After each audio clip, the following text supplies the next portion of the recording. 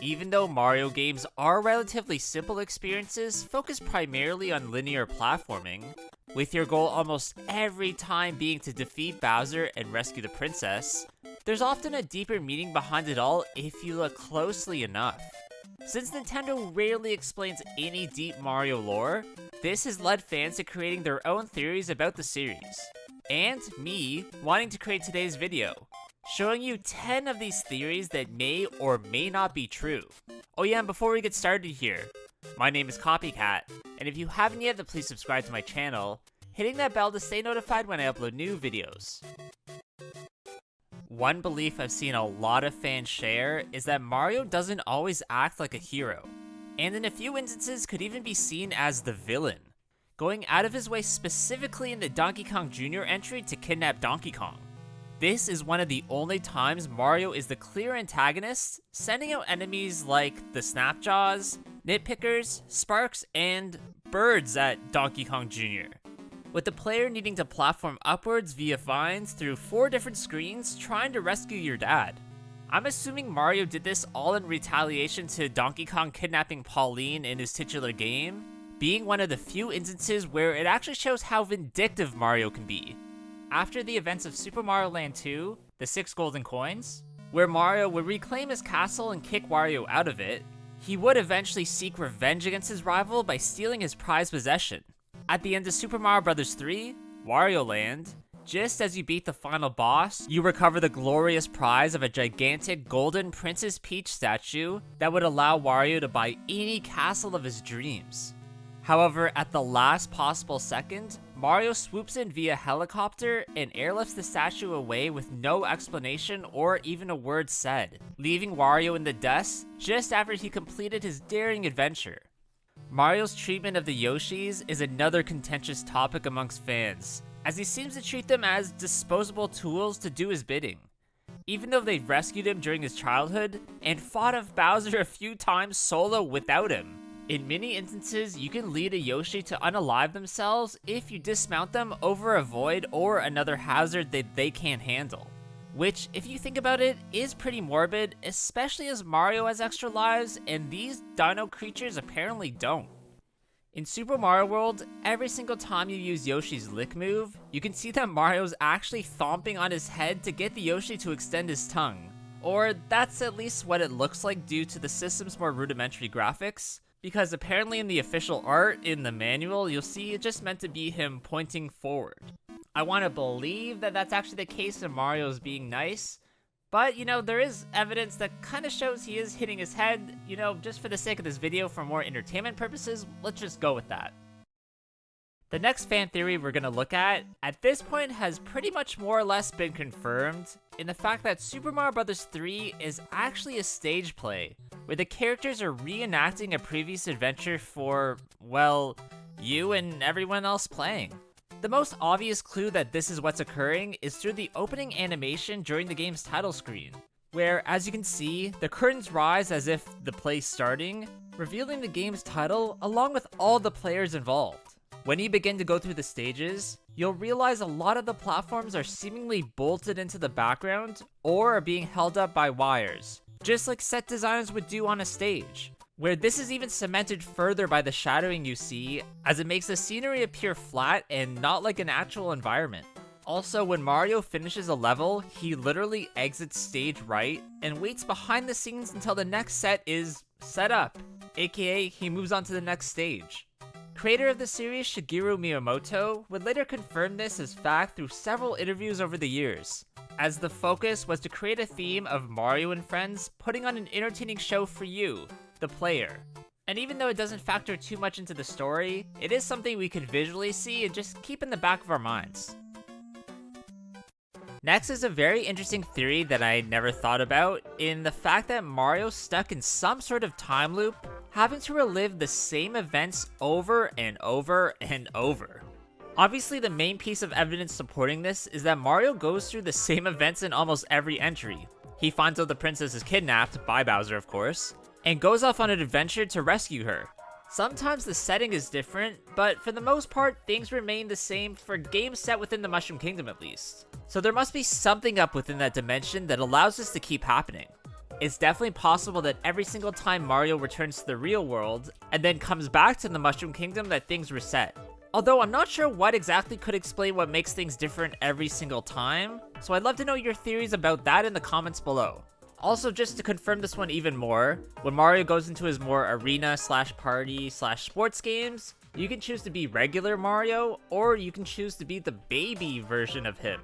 Meaning they somehow exist at the same time in the same universe, which, if you think about it, doesn't make that much sense. So there must be some sort of timey-wimey, wibbly-wobbly stuff going on here, I don't know.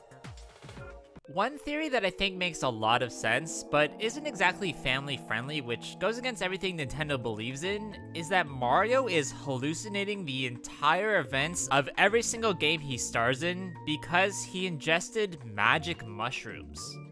Now, in the first original entry, that's literally what the Super Shroom was called. And if you think about it, it sort of makes sense. A human plumber is for some reason needing to be the hero of a world ruled by evil turtles, where randomly another humanoid princess is captured by an even eviler and bigger turtle whose right-hand man is a wizard of unknown origins. Also, the fact that eating different power-ups changes what happens to you in this already surreal world, where in the latest entry, the Wonder Flower can change even the stage itself in some instances, meaning you must really be tripping balls. I compare this to the same theories people have to explain stories like The Wizard of Oz or Alice in Wonderland. And in an attempt to be somewhat family-friendly myself, I won't go too in-depth about the interesting backstories of those ones, so you can look it up for yourself if you really want to know more. But also think about it, if Mario is hallucinating, where is he going on this adventure? What kind of havoc is he wrecking? Is he kind of just jumping around the real world and people are looking at him like he's crazy? I'd love to know. Maybe there's some sort of explanation I'm missing, but yeah, I'm just imagining it. It'd be funny. Something I can't believe I didn't think of myself is that there's a good chance that Princess Peach and Roselina are related. And believe it or not, there's actually a few legitimate clues to this being the case. The first and most obvious is their appearances. Both having long blonde hair with blue eyes, both being taller than Mario, and both being royalty in some way. Wearing similar garments although different colors. Another piece of evidence all has to do with the story that Roselina tells her Lumas in the library of the Comic Observatory of Super Mario Galaxy. There are 8 chapters in total that you can unlock the more stars you collect, all explaining the backstory of this space queen and how she might actually be Peach's daughter. Stay with me, it gets kinda crazy. First off, Roselina reveals that her introduction to the Lumas was via a crashed star shroom that came to her as a child, where she vowed to find the star creature's lost mama by going off on a celestial adventure. As you can see, she's clearly a princess when she was a child as she's wearing a crown. And in this realm, there seems to be really only one royal family, and they are all related. Just saying. In Chapter 4 of the story, it explains how Roselina has spent so much time in space that she essentially forgot her own mother. Being represented this way as her mom's back is turned to her in the dream, meaning that she's almost forgotten her face and only really has the memory of her. I mean, the figure of the mom she's also hugging really could be interpreted as Princess Peach, which might also be a thing that ties into our time loop theory, as it only pertains to the Mushroom Kingdom. So if you leave, I probably believe that you would age regularly and Peach would remain the same age, so it could make sense. I know that this is kind of a stretch considering, you know, they look the same age and there's a lot of other explaining that has to go on to make this work. But I feel like there's no other explanation other than them maybe being sisters or something, but you would think that Peach would remember that and maybe go looking for her sister. There's some holes there and, you know, there's something up with the Mushroom Kingdom, that's all I'm gonna say. An alternate theory to Mario being stuck in a time loop is that he's actually stuck in some sort of cloning program, where every time he dies, he comes back to life using this method, with your life total being the amount of times you can do this. This would perfectly explain why deaths don't seem to be such a big deal to Mario, or even to the people around him. Probably due to the fact that they've now grown accustomed to death, and it's really no big deal to see him go through that process anymore. To take this even further, I've seen someone point out that the wind-up robots from the Mario vs. Donkey Kong games are actually test clones that haven't yet been perfected, being sold off as toys in an attempt to, I'm assuming, not waste money.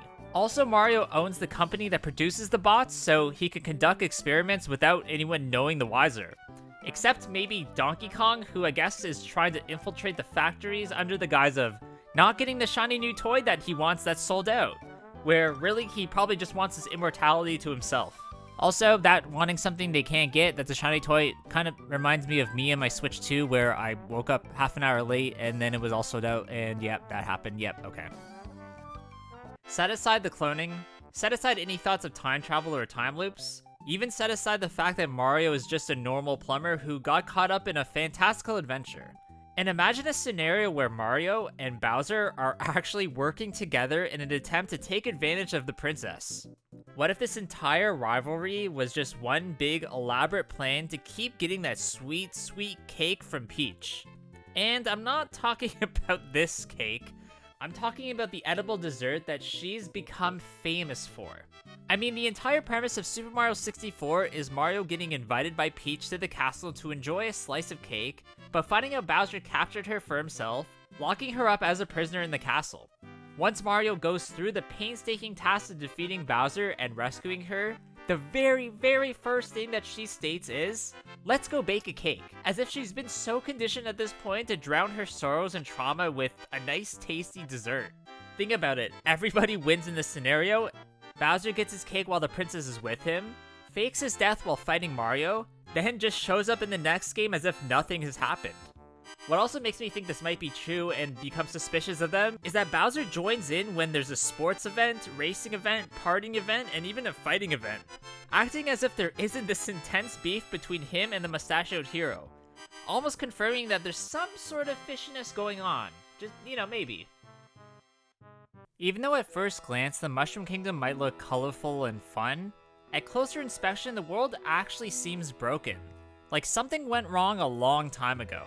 The land itself is full of holes and voids, floating platforms that seem to have split off from the environment, and the ruins of old buildings, not exactly feeling like a full-fledged functioning society, almost as if large portions of it were damaged and never repaired.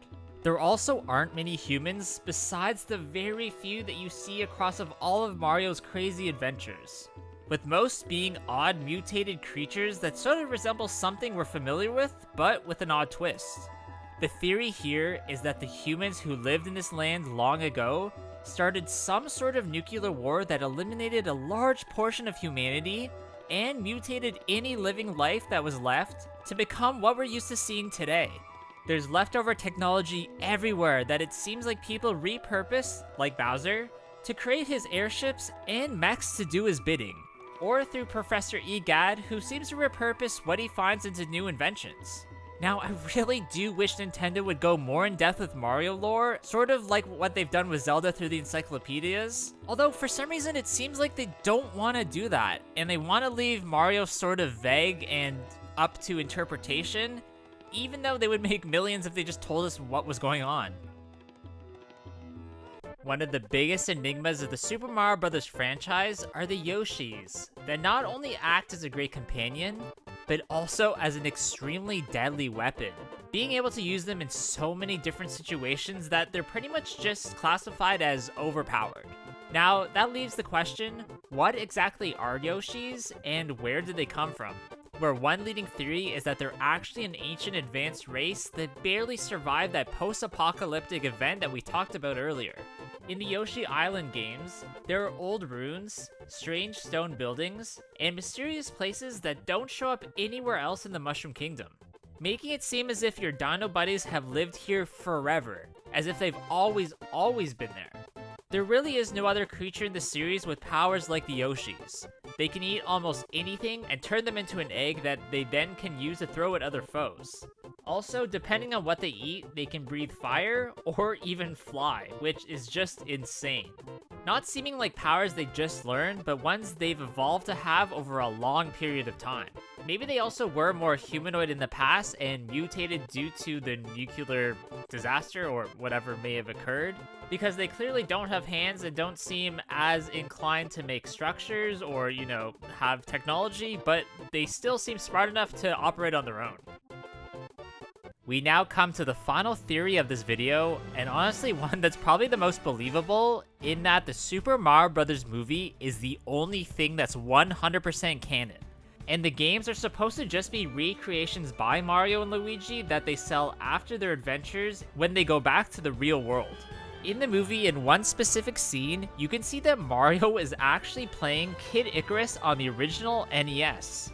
Meaning that in their universe, Nintendo exists, but without their franchise character Mario. This does sort of make sense if you think about it, as it explains the strange disconnect between essentially every single entry in the series. Even the sub-series that have sequels don't continue the story at all and just rehash the whole kidnapped princess thing, which is confusing. This sort of in-universe meta thing happens sometimes in certain franchises. For example, in the Quentin Tarantino movies, some of them are happening in the real life in-universe, like Pulp Fiction or Once Upon a Time in Hollywood, and some are actually movies themselves within that already fictional universe, like Kill Bill Volume 1 and 2, or Django Unchained. This is kind of trippy to try to comprehend, but I think Nintendo's trying to say whatever happens in the Mario movies are the true canon, as, you know, it's more a fleshed out story that they have to follow, and the games are just reimaginings of those adventures. Again, this is just way more clean to think about, because the games don't make sense at all, and you can't really tie them together like they were able to with Zelda, you know, with different timelines and saying it was a different character. They confirmed that the Mario you see is the same Mario every single time. So this would actually make the most sense if you think about it, as otherwise you'd have to jump through a lot of hoops to make things fit. Alright, that's gonna be it for today's video, guys. I really hope you did enjoy this one. If you did, please leave a like, comment below what you thought about it, and of course subscribe to my channel. As you can see, I've been uploading daily shorts, so if you want to see some extra content, please go give those a like and just check them out. Hope you guys all have a good day, and I'll see you on the next one. Bye!